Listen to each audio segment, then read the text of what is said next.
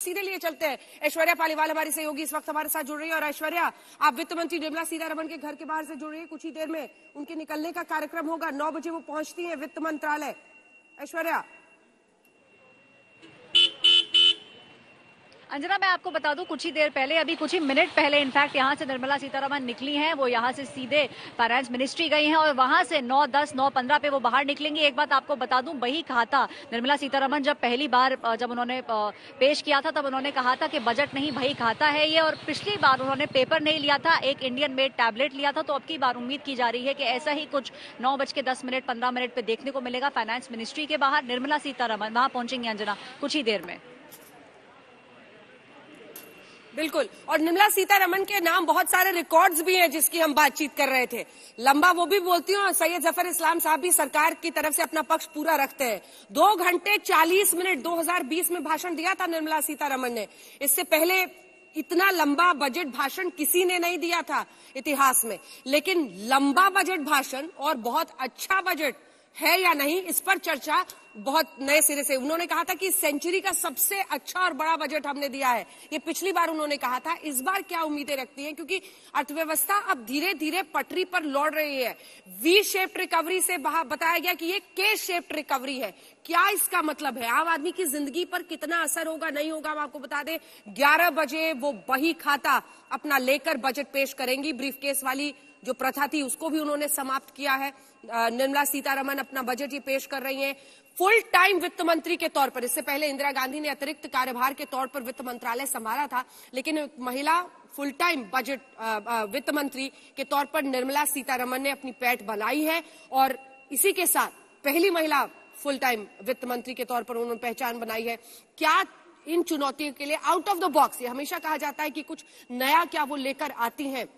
बहुत सारे ऐसे बड़े बड़े बदलाव थे जो यूपीए के भी कार्यकाल में बजट में किए गए, लेकिन क्या इस बार जो ये दूसरा मोदी का कार्यकाल है उसमें कोई बड़ा फेरबदल? ये निर्मला सीतारमण की तस्वीरें आप देख रहे हैं। इस वक्त वित्त मंत्रालय वो पहुंच चुकी हैं। लगभग 9:15 बजे वो यहां से निकलेंगी।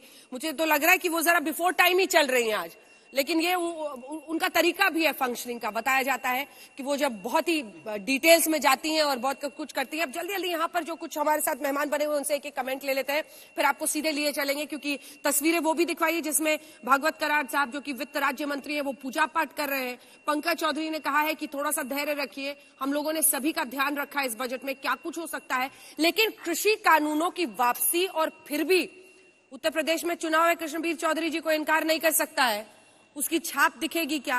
किसानों के लिए कुछ बड़ा हो सकता है क्या? सिर्फ उसी नजरिए से नहीं, पूरे ओवरऑल अगर हम देखें तो किसान जो इतने लंबे वक्त तक आंदोलन में बैठे, उनको भी बहुत सारी उम्मीदें होंगी। नहीं, देखिए, कृषि में इन्वेस्टमेंट की जरूरत है, इसमें कोई दो राय नहीं है। इन्होंने जो किसान सम्मान निधि शुरू की थी 6,000 रुपए प्रति वर्ष की, किसानों को ये उम्मीद है कि इसमें कुछ बढ़ाएगी। दूसरा ये जो किसान क्रेडिट कार्ड है उसमें जो सब्सिडी है वो 6 महीने तक के लिए 3% की सब्सिडी होती है, जबकि किसान को फसल का पैसा 1 साल में आता है। सर, किसान सम्मान निधि पर हमने ग्राफिक्स भी तैयार करके रखे हुए हैं। यही आज तक पर खबरों को देखने का, बजट को देखने का यही फायदा होता है। चाहे वो विकास दर हो, हर वर्ष का आंकड़ा, महंगाई दर में हर वर्ष का आंकड़ा, आप ग्राफ के जरिए समझिए कि कहां पर हो रहा है फायदा, कहां पर नुकसान। जो किसान सम्मान निधि पर, ये देखिए, ये आंकड़ा हम आपको दिखा रहे हैं कि सरकार ने सबसे नीचे पहला वाला आंकड़ा होगा, वहां से लेकर हर वर्ष किसान सम्मान निधि में मोदी कार्यकाल में कितना अलॉट किया जा रहा है पैसा, वो हम आपको दिखा रहे हैं। अपनी बात पूरी कीजिए। देखिए, गन्ना का जो भुगतान है उसको लेकर पश्चिमी यूपी में बहुत मुश्किलों का सामना बीजेपी कर रही है। अंदा जी, देखिए, गन्ने की स्थिति ये है कि अगर हम ये देखें कि गन्ने का जो पिराई उत्तर प्रदेश में बढ़ा है और उसके भुगतान में सुधार बहुत बड़े पैमाने पर है, सच्चाई को हमको स्वीकारना होगा। अगर हम देखेंगे तो जो पहले भुगतान लेट होता था, अब उसमें सुधार तो है, लेकिन अभी भी कुछ मिल ऐसे हैं जो उसमें भुगतान नहीं कर पा रहा।